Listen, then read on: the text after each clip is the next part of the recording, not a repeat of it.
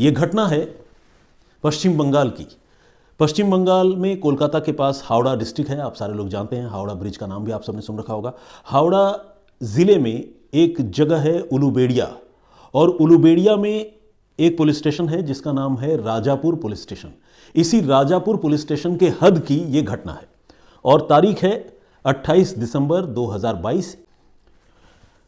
हुआ ये कि इसी राजापुर पुलिस स्टेशन से जो हाईवे झारखंड से कोलकाता को कनेक्ट करता है, उस हाईवे पर एक कार बड़ी तेजी से चली जा रही थी और इस कार में 3 लोग सवार थे, पति पत्नी और उनकी 2.5 साल की बेटी, छोटी सी बेटी। और वक्त था सुबह के यही तकरीबन 5-5:30 बजे का, यानी अर्ली मॉर्निंग। और जब ये कार रांची से कोलकाता की तरफ जा रही थी, बल्कि रांची से ही आ भी रही थी, तो आप समझ सकते हैं कि रात में कई घंटों का सफ़र पूरा कर अब ये परिवार जो है वो कोलकाता पहुंचने जा रहा था। इस बीच जैसे ही गाड़ी राजापुर पुलिस स्टेशन के पास पहुंची, एक बहुत ही भयानक वारदात हुई। और ये एक ऐसी वारदात थी जिसने इस पूरे परिवार की हालत बदल कर रख दी। मतलब एक तरह से देखा जाए तो पूरे परिवार को इस घटना ने तबाह कर दिया। हुआ कुछ यूं कि कार चलाते चलाते जो हस्बैंड हैं वो काफ़ी थक भी गए थे और उनको लग रहा था कि एक बार उनको थोड़ा रिलीव होने के लिए बाहर जाना चाहिए, यानी थोड़ा सा टॉयलेट वगैरह के लिए गाड़ी रोककर उतरना चाहिए बाहर। और उन्होंने वैसा ही किया। राजापुर पुलिस स्टेशन के पास जो हाईवे है, उस हाईवे पर उन्होंने गाड़ी रोकी एक सुनसान जगह पर, और गाड़ी रोकने के बाद वो नीचे उतरकर अभी रिलीव होने के लिए जा ही रहे थे कि तब तक उन्होंने ये देखा कि 2-3 लोग अचानक से वहां पर आ गए और उन्होंने पहले हस्बैंड का पर्स छीनने की कोशिश की। इस आदमी का नाम था प्रकाश अलबेला। तो प्रकाश अलबेला का जब पर्स छीनने की कोशिश हुई तो अलबेला ने विरोध किया, और जैसे ही वो पीछे मुड़े उन्होंने देखा कि एक शख्स जो है हाथ में बंदूक लिए हुए उन पर तान के खड़ा हो गया। प्रकाश तो घबरा गए, उन्हें लगा कि अरे ये कहीं गोली ना मार दे, और इस सुनसान जगह पर बीच हाईवे में कैसे वो किसी से मदद मांगते। तब तक उन्होंने ये देखा कि उनकी पत्नी जो कार की पिछली सीट पर थी शायद, या पता नहीं बगल की सीट पर ही थी, एग्जैक्टली इंफॉर्मेशन क्लियर नहीं है, उनकी पत्नी कार से बाहर उतरी और वो सीधे जो लुटेरे हैं उनसे भिड़ गई। फिजिकल स्कफल जो है, मारपीट वहाँ शुरू हो गई। और लुटेरों को जब लगा कि ये महिला जो है उनके लिए चैलेंज क्रिएट कर रही है, तो उनमें से एक लुटेरे ने बिल्कुल पॉइंट ब्लैंक रेंज से, यानी करीब से, उस महिला के सिर में गोली मार दी। आप समझिए, किसी को सिर में गोली मार देना कैसी भयानक वारदात हो सकती है। इंसान के बचने की कोई गुंजाइश ही नहीं होती। इस महिला के साथ भी ऐसा ही हुआ। जैसे ही गोली लगी, महिला वहीं गिर पड़ी, खून से लहूलुहान, स्कल फ्रैक्चर हो गया, और समझिए कि जो ब्रेन है उसका आधा हिस्सा डैमेज होकर बाहर निकल गया। बहुत ही ब्रूटल कंडीशन था, बहुत ही दर्दनाक वो तस्वीर थी। और वो जो लुटेरे थे, जो असाइलेंट्स थे, वो मौके से भाग गए। हस्बैंड परेशान, 2.5 साल की छोटी सी बेटी साथ में, बीवी की यह हालत। उन्होंने किसी तरह से अपनी बीवी को कार की रियर सीट पर, यानी पिछली सीट पर लिटाया, लहूलुहान हालत में ही लिटाया, और मदद के लिए चीखने चिल्लाने लगे, आसपास शोर मचाने लगे, लेकिन वहाँ दूर दूर तक कोई नहीं था। फाइनली वो कार लेकर फिर से कोलकाता की तरफ आगे बढ़े, और तकरीबन 8 किलोमीटर का सफ़र तय करने के बाद वो एक ऐसी जगह पर पहुंचे जहां पर कुछ दुकानें थी, और वहां पर उन्होंने लोगों से रोते हुए मदद मांगी और बताया कि उनकी बीवी को कुछ लुटेरों ने गोली मार दी है और वो कार की पिछली सीट पर बहुत बुरी तरह से तड़प रही है, पड़ी हुई है, पता नहीं वो जिंदा भी है या नहीं, प्लीज़ हमारी मदद कीजिए। तो ऐसी बात जब प्रकाश अलबेला नाम के उस शख्स ने कही, तो आसपास के लोगों ने उनको हॉस्पिटल का रास्ता बताया, और उस महिला को और उसके पति को उलुबेड़िया में ही शरत चंद्र चट्टोपाध्याय हॉस्पिटल है, वहाँ तक भिजवाया। हॉस्पिटल में भिजवाया तो गया, वहाँ वो पहुँच भी गए, मगर अनफॉर्चुनेटली महिला की मौत हो चुकी थी। बल्कि सच्चाई तो यही है कि महिला की मौत मौके पर ही हो चुकी थी। लेकिन कोई भी इंसान जब तक अपने किसी के साथ इस तरह का हादसा हो जाए, तो वो जब तक डॉक्टर से कंसल्ट न कर ले, उसे डॉक्टर को दिखा न दे, तो उसका दिल नहीं मानना चाहता कि ऐसा कुछ हुआ है। तो खैर, डॉक्टरों ने जब बताया कि आपके पत्नी की मौत हो गई है गोली लगने से, तो पति और परेशान हुआ, रोने बिलखने लगा, और इसी के साथ हॉस्पिटल की तरफ से ही पुलिस को इस घटना के बारे में सूचना दी गई। अब जो राजापुर पुलिस स्टेशन की टीम है वो मौके पर पहुंची, हॉस्पिटल में पहुंची, और उसने डेड बॉडी का मुआयना किया। पुलिस ने उसको अपने कब्जे में लिया, क्योंकि एक मर्डर का मामला था तो इन्वेस्टिगेशन होनी थी, पोस्टमार्टम होना था। तो हुआ ये कि कब्जे में डेड बॉडी को लेने के बाद पुलिस ने प्रकाश कुमार जो पति हैं उनसे पूछताछ शुरू की, और पति ने जो कहानी बताई वो वही है जो कहानी मैंने अब तक आपको सुनाई।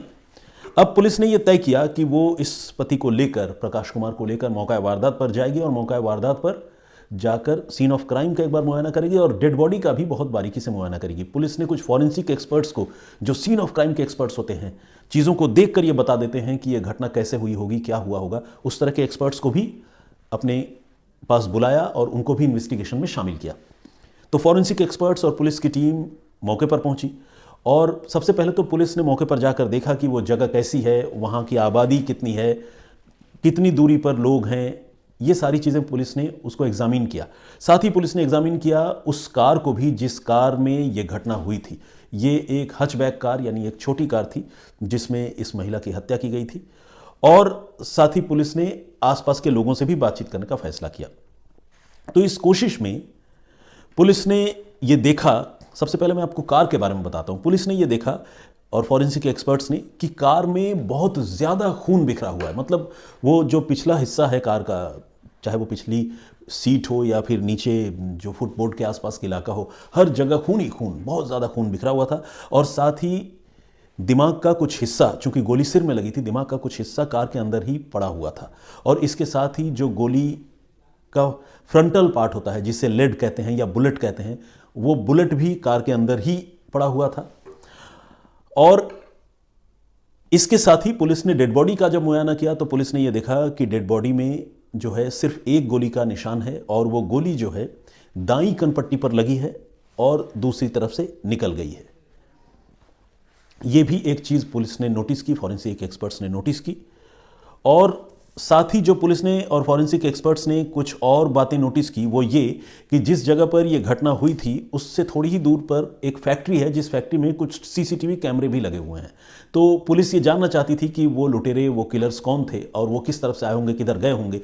तो जब हस्बैंड को लेकर पुलिस सीन ऑफ क्राइम पर गई, सीन ऑफ क्राइम को रिक्रिएट करने की कोशिश की, उससे लगातार पूछताछ कर रही थी, तो उन लुटेरों के आने जाने के डायरेक्शन के बारे में भी पता चला। इसके बाद पुलिस ने जो नियर बाई फैक्ट्री है उसमें लगे सीसीटीवी कैमरों की फुटेज निकाली और उसको भी एग्जामिन किया। मगर पुलिस को तब बड़ी हैरानी हुई जब पुलिस ने देखा कि सीसीटीवी में कोई भी इस तरह की हलचल, लुटेरों के आने जाने की कोई तस्वीर, वहाँ कुछ भी ऐसी चीज़ जो है वो कैमरे में कैद नहीं हुई थी। जबकि कैमरा जो है वो नॉन स्टॉप रिकॉर्ड कर रहा था, उसका ड्यूरेशन, उसका टाइम स्पैन, ये सारी चीज़ें बता रहा था। इसके बाद पुलिस ने प्रकाश से फिर से पूछताछ करने का फैसला किया और इस बार जब पुलिस ने प्रकाश से पूछताछ की तो वही कहानी दोहराने में प्रकाश ने कुछ गलतियां की। मतलब कहने का मतलब ये कि पहली बार में प्रकाश ने जो बातें कही थी, दूसरी बार में जब प्रकाश ने वह कहानी रिपीट की तो उसमें कुछ डिस्क्रिपेंसीज आ गई, कुछ विरोधाभास आ गए। और तब पुलिस को लगा कि अगर कोई आदमी किसी घटनाक्रम को खुद अपनी आंखों से देखा होता है, उसको भोगा होता है, तो वो उस चीज़ को हूबहू बताता है। लेकिन अगर कोई आदमी कोई ऐसी कहानी सुनाता है जो वाकई में न हुई हो, तो फिर शायद इंसान उस कहानी को बार बार सुनाने में लड़खड़ाता है, क्योंकि वो चीज़ वो विटनेस नहीं कर रहा होता है बल्कि क्रिएट कर रहा होता है। तो पुलिस को खटका लगने लगा और पुलिस को यह भी लगने लगा कि कहीं ऐसा तो नहीं कि ये जो हस्बैंड है वो अपनी बीवी की मौत को लेकर, बीवी के कत्ल को लेकर झूठ बोल रहा है। अभी पुलिस इन उलझनों में थी। तब तक फॉरेंसिक एक्सपर्ट्स ने, जिन्होंने कार का मुआयना किया था, जिन्होंने डेड बॉडी का मुआयना किया था, उन्होंने कुछ ऐसी बातें बताई कि पुलिस का दिमाग ठनका और पुलिस जिस डायरेक्शन में सोच रही थी, शक के दायरे में पति को ले रही थी, उस डायरेक्शन में उसकी सोच और मजबूत हो गई। फॉरेंसिक एक्सपर्ट्स ने क्या बताया ये सुनिए। फॉरेंसिक एक्सपर्ट्स ने ये बताया कि कार में बहुत ज्यादा खून का पड़ा होना, कार में महिला के दिमाग का एक टुकड़ा या हिस्सा पड़ा होना, कार के अंदर गोली का पड़ा होना, ये सारी चीजें इंडिकेट कर रही हैं कि महिला को गोली कार के अंदर ही मारी गई है। अगर महिला, जिस तरह से पति ने बताया कि महिला बाहर आकर लुटेरों से भिड़ गई थी, लड़ रही थी, अगर बाहर लड़ने के दौरान उसे गोली मारी जाती तो वो पहले बाहर सड़क पर गिरती और वहां पर सबसे ज्यादा खून गिरा हुआ होता। लेकिन सीन ऑफ क्राइम का मुआयना करते वक्त पुलिस को सड़क पर बहुत ज्यादा खून नजर नहीं आई, बल्कि गाड़ी के अंदर बहुत ज्यादा खून नजर आया। साथ ही जो बॉडी पार्ट है जिस पर मैं बार बार जिसका जिक्र कर रहा हूं, पार्ट ऑफ ब्रेन, वो ब्रेन भी जो है वो भी कार के अंदर ही पड़ी हुई थी। ये भी इस बात का इशारा कर रहा था कि ये गोली जो है कार के अंदर ही लगी है, कार के अंदर ही चलाई गई है। ऊपर से जो गोली का फ्रंटल पार्ट है, जिसे हम बुलेट कहते हैं या लेड कहते हैं, वो जो फ्रंटल पार्ट है वो भी कार के अंदर मिली। ये भी इस बात का इंडिकेशन था कि गोली कार के अंदर मारी गई। अदरवाइज अगर बाहर गोली मारी जाती तो शायद वो गोली कार के बॉडी पर लगती, डिफ्लेक्ट होकर कहीं चली जाती, या हो सकता है कि सीधे किसी सुनसान जगह पर वो गोली निकल जाती बॉडी को छेदते हुए, क्योंकि पॉइंट ब्लैंक से गोली मारी गई थी, पॉइंट ब्लैंक रेंज से। तो ये जो इशारे थे सीन ऑफ क्राइम के, वो इशारे कर रहे थे कि पति प्रकाश झूठ बोल रहा है, क्योंकि पति ये कह रहा था कि बीवी की हत्या सड़क पर हुई, रोड पर हुई, और सीन ऑफ क्राइम और कार ये बता रही थी कि बीवी को गोली कार के अंदर मारी गई। ये एक पहलू था। दूसरा पहलू ये था कि गोली लगी थी दाईं कनपट्टी पर और गोली निकल गई थी बाईं कनपट्टी पर। आमतौर पर अगर किसी से लड़ाई झगड़ा हो और कोई बिल्कुल पॉइंट ब्लैंक रेंज से गोली मारे तो गोली frontal part of the body में लगनी चाहिए, सामने लगनी चाहिए, साइड में नहीं लगनी चाहिए। साइड में गोली तभी लगेगी जब आदमी कंट्रोल्ड सिचुएशन में किसी को गोली मारेगा। इसका मतलब यह हुआ कि बहुत मुमकिन है कि यह महिला जब गोली का शिकार बनी, जब उसे गोली मारी गई, तब वो महिला सो रही थी और उस सोई हालत में उसके दाईं कनपट्टी पर गोली मारी जो बाईं कनपट्टी को छेदती हुई बाहर निकल गई। यह भी इशारा कर रहा था कि पति जो स्कफल का, लड़ाई झगड़े की कहानी सुना रहा है, उस कहानी में दम नहीं है। सीसीटीवी फुटेज की बात तो हमने आपको बता ही दी, तो सीसीटीवी फुटेज की बात हो गई, कार के अंदर की कहानी हो गई, प्लस डेड बॉडी के हालात हो गई। ये सारी चीज़ें इशारा कर रहे थे कि शायद प्रकाश जो हस्बैंड है वो झूठ बोल रहा है।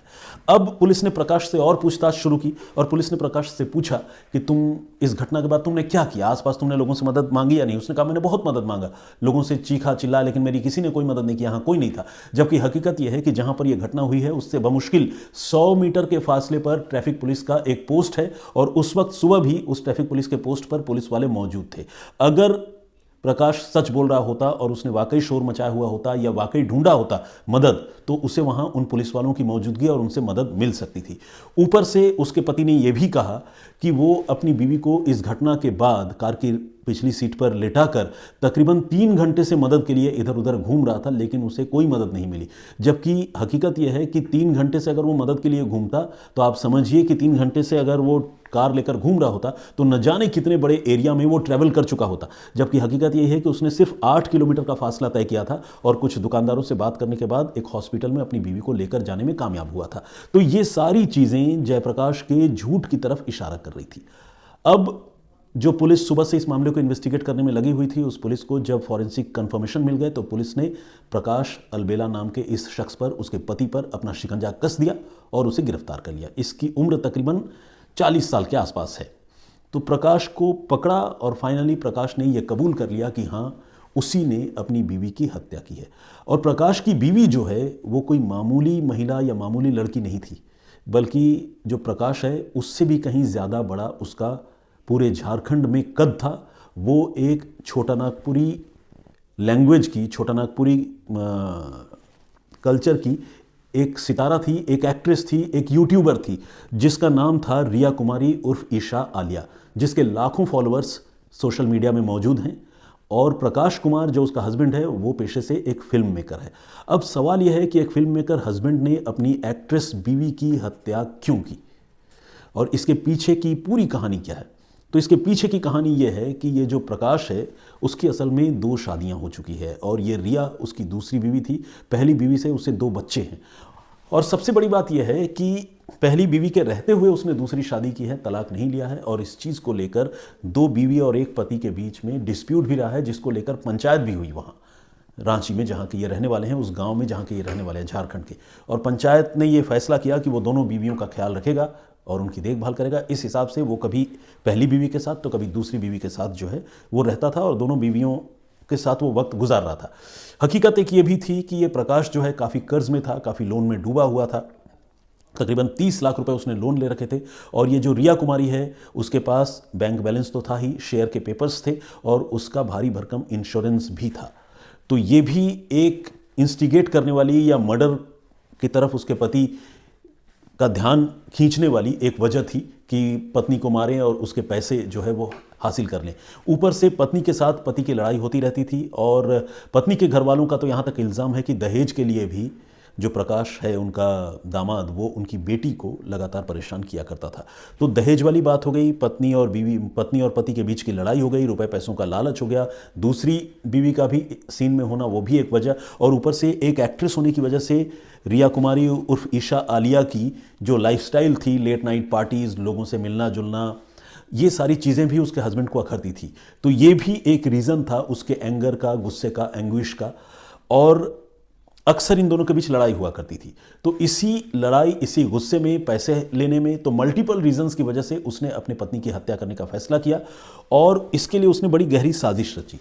उसने अपनी पत्नी को यह झांसा दिया कि वो रांची से कोलकाता जाएंगे और कोलकाता जाकर वहां दिन भर शॉपिंग करेंगे।